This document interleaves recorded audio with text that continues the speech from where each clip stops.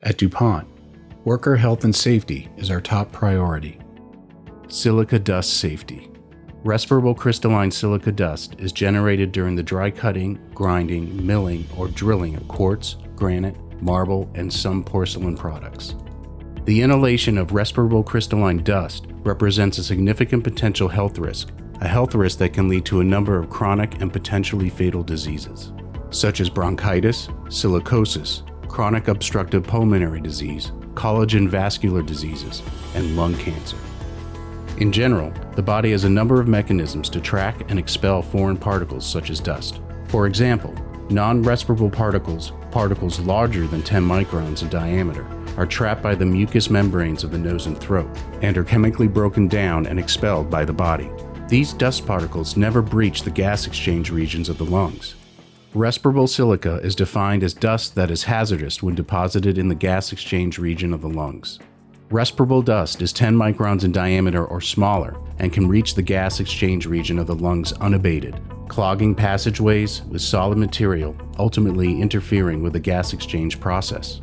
In the gas exchange region of the lungs, the body's ability to remove dust is greatly diminished. Consequently, the body isolates the dust by forming scar tissue around it. Excess scar tissue decreases lung capacity and can make breathing more difficult. This excess scar tissue buildup is called pulmonary fibrosis, and pulmonary fibrosis caused by respirable crystalline dust is called silicosis. Silicosis is a chronic lung disease caused by long-term exposure and is characterized by the formation of silica-containing nodules of scar tissue in the lungs. Simple silicosis, in which the nodules are less than 1 centimeter in diameter as measured on chest X-ray films, is generally without symptoms but can slowly progress even in the absence of continued exposure. Complicated silicosis, where the nodules are greater than 1 centimeter in diameter, is more often associated with disability and can also progress in the absence of continued exposure. Silicosis can be disabling, non-reversible, and sometimes produce fatal lung disease. Health effects can take as long as 20 to 45 years to manifest. In many cases, X-rays have not detected problems for as long as 15 to 20 years after chronic exposure. Each year, millions of workers are exposed to crystalline silica worldwide, which can lead to silicosis.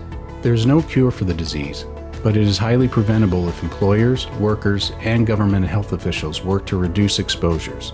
Regulatory best practice indicates that respiratory protection is advised when wet cutting with handheld masonry saws and/or grinders indoors, or in an enclosed area, or used outdoors for prolonged periods of time. Please check your local safety regulations for further guidance on personal protective equipment required when cutting, grinding, milling, or drilling quartz, granite, marble, and some porcelain products.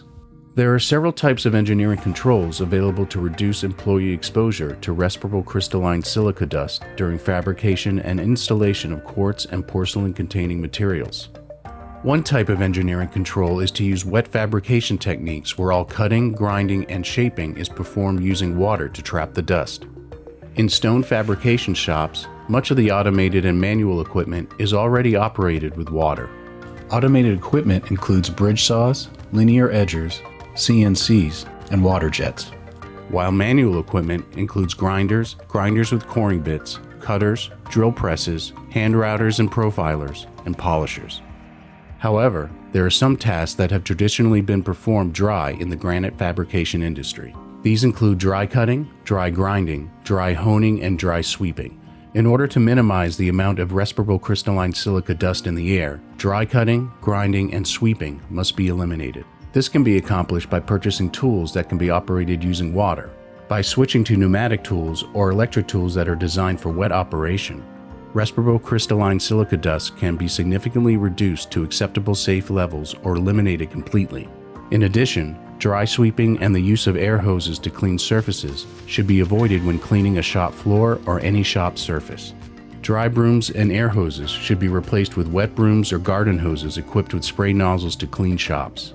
A second type of engineering control is the use of ventilation and filtration systems to selectively collect particles in the respirable range. High-efficiency particulate filters, or HEPA filters, are designed to collect respirable particles. When these types of engineering controls are implemented, it is imperative that the filters are replaced according to the manufacturer's prescribed schedule and that the equipment be inspected and maintained according to the manufacturer's specifications. Some shops have designed dust collection booths equipped with vacuum systems or waterfalls where operators can cut, grind, and shape product. These systems are very effective, but a few common sense rules apply. 1. The operator should always direct the dust plume into the water curtain or vacuum system.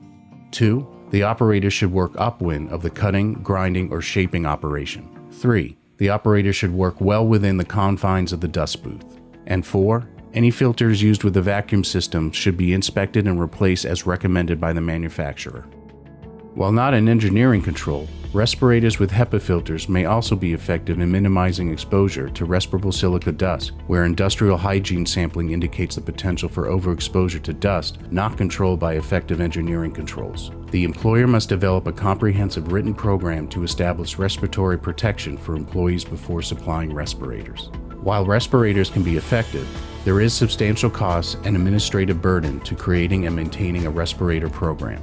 Considering all the alternatives to eliminate respirable crystalline silica dust exposure, including protection afforded, the preferred order of containment would be 1. Wet processing, 2. Dust containment booths, including local dust exhaust ventilation, and 3. Respirators. The most effective way to minimize respirable silica dust generation in the field is not to produce any dust. This is accomplished by minimizing or eliminating field fabrication through the creation of accurate templates. When field fabrication cannot be avoided, any grinding, cutting, or shaping should be performed wet and/or performed outside. If fabrication outside is not possible, the HVAC ventilation system in the vicinity should be sealed off and the fabrication should be performed wet or with local dust collection, such as a handheld vacuum fitted with a HEPA filter. In this video, we have shown many of the fabrication processes that can create respirable crystalline silica dust, and have described the health concerns that are created by long-term exposure to this dust.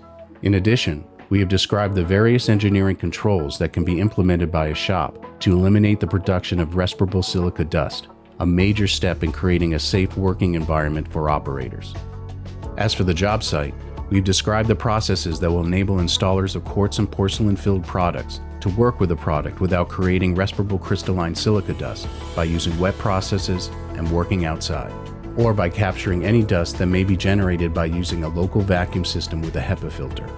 Lastly, while all the recommendations provided in this video can be effective in eliminating exposure to respirable silica dust, the ultimate responsibility for worker safety must reside with the worker or employer. DuPont remains committed to our core value of health and safety every single day as we continue to listen to our employees and customers to understand how we can further enhance well-being in our workplaces and beyond.